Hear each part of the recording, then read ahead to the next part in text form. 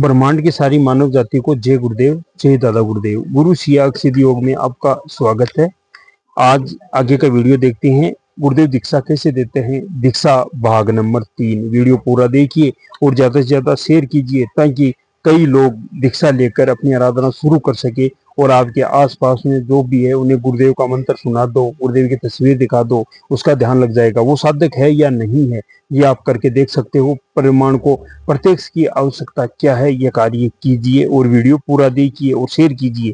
ईश्वर को सच्चिदानंद घन सत प्लस चित प्लस आनंद कहते हैं। अतः कुंडलनी के जागृत होने पर साधक को इंद्रियातीत दिव्य अक्षय आनंद की निरंतर प्रत्यक्षानुभूति होने लगती है। इस दिव्य आनंद के सामने सभी प्रकार के नशों से ग्रहणा हो जाती है और बिना किसी प्रकार के कष्ट के उनसे सहज रूप से पूर्ण मुक्ति मिल जाती है। मेरे साधकों में बहुत लोग ऐसे हैं जो शराब, अफीम, भांग, गांजा आदि के नशों में बुरी तरह ग्रस्ती थे। इस दिव्य आनंद के कारण सभी साधक उन पर सभी प्रकार के नशों से बिना किसी प्रकार के शारीरिक कष्ट या मानसिक कष्ट के पूर्ण रूप से मुक्त हो चुके हैं।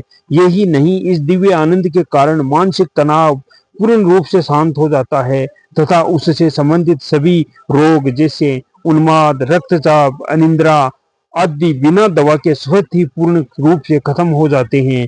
विद्युत उपचार से ठीक न होने वाले कई रोगी पूर्ण रूप से रोग मुक्त हो चुके हैं। दो ऐसे रोगी आए जो इंसुलिन चिकित्सा से भी ठीक नहीं हो सके थे। इस शक्तिपात दीक्षा से मिलने वाली आनंद रूपी शांति के कारण पूर्ण रूप से स्वस्थ हो चुके हैं। हमारे दर्शन में योग दर्शन के अतिरिक्त भी इस दिव्य आनंद का वर्णन मिलता है। गीता के 5वें अध्याय के 21वें तथा 6वें अध्याय के 15वें, 21वें, 27वें तथा 28वें श्लोक में भगवान श्री कृष्ण ने जिस बारीकी से इस दिव्य आनंद की व्याख्या की है अन्यत्र कहीं नहीं मिलती है।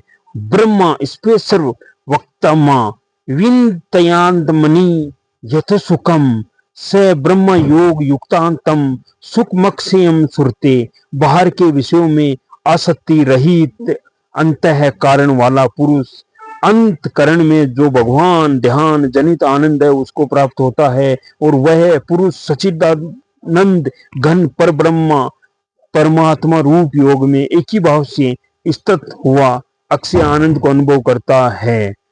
युजभेव सदा तमाम योगी नियता मानस शांति निर्वाण मध्य स्तंभ गच्छन्तमि। इस प्रकार आत्मा को निरंतर परमेश्वर के रूप स्वरूप में लगता हुआ स्वाधीनता मन वाला योगी में स्थित रूप परमानंद प्रकाष्ठा वाली शांति को प्राप्त होता है।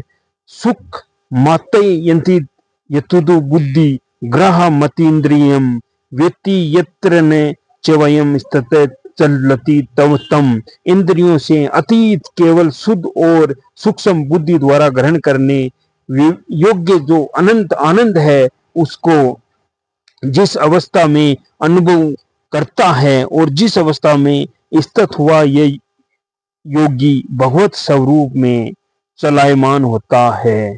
प्रशांतम मनस योनम योगिन सुखमुम उपेति शांतरम जसम ब्रह्म भूतकलम सम। क्योंकि जिसका मन अच्छी प्रकार शांत है और जो पाप से रहित है और जिसका रजोगुण शांत हो गया है, ऐसे सच्चिदानंद घन ब्रह्मा के साथ एक ही भाव हुए योगी को अति उत्तम आनंद प्राप्त होता है। युज बेनव सदा तवानम योगी विगत कल्पसम सुखेन ब्रह्म स्पृशम मत्यंत सुख मनसि श्रेतु। पाप हित योगी इस प्रकार निरंतर आत्मा को परमात्मा से लगाता हुआ सुख पूर्वक पर ब्रह्मा परमात्मा की प्राप्ति के रूप में अनंत आनंद को अनुभव करता है। वैदिक मनोवैज्ञानिक आध्यात्मिक विज्ञान के अनुसार मनुष्य का शरीर 7 प्रकार के कोषों सेलों से संगठित है, जिनके खोलों कोषों में आत्मा अंतर्निहित है। वे है अन्नमय कोष, प्राणमय कोष, मनोमय कोष, विज्ञानमय कोष, आनंदमय कोष, चित्तमय कोष, सतमय कोष। हमारे विकास की वर्तमान अवस्था में साधारण मानव ने अपने नित्य व्यवहार के लिए पहले 3 कोषों का ही विकास किया है। कुछ मनुष्य सामर्थ्य पूर्वक विज्ञान में कोष का प्रयोग करने में भी सक्षम है, क्योंकि इस विज्ञान अपने निज धाम से संचालित न होकर बुद्धि प्रधान मन में स्थिर होकर कार्य करता है। यही कारण है विज्ञान सर्जन के स्थान पर विध्वंस का कार्य अधिक कर रहा है। योगी इससे भी परे साक्षात विज्ञान में कोष के निज धाम तक जा पहुंचता है। जब विज्ञान अपने निज धाम से संचालित होकर कार्य करेगा, तब इसका संपूर्ण उपयोग मात्र सर्जन में ही होगा।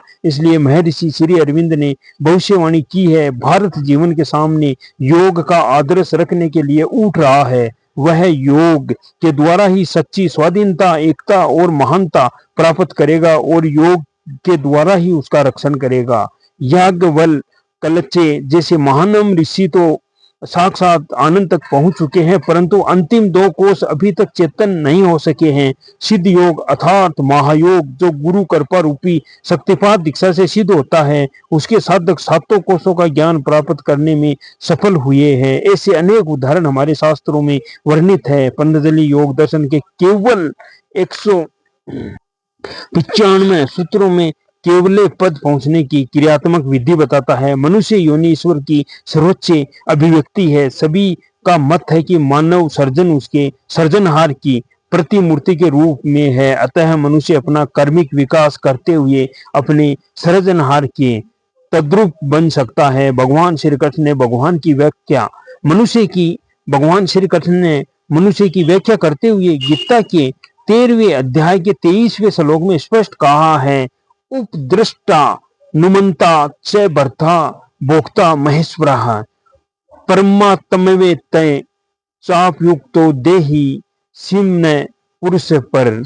पुरुष इस देह में स्थित हुआ भी पर त्रिणातीत है, केवल साक्षी होने के, उपद्रष्टा और यथार्थ सम्मति देने वाला होने से, अनुमंता एवं सबको धारण करने वाला होने से, भर्ता जीव रूप से, बोधा तथा ब्रह्मा दिकों का भी स्वामी होने से, महेश्वर और शुद्ध सच्चिदानंद घन होने से परमात्मा, ऐसा कहा गया है। इस इंद्रियातीत आनंद को संतों ने हरि नाम की खुमारी की संज्ञा दी है। अतः सदगुरुदेव श्री नानक देव जी ने कहा है, भांग धतूरा नानका उतर जाए प्रभात, नाम कुमारी नानका चढ़ी रहे दिन रात।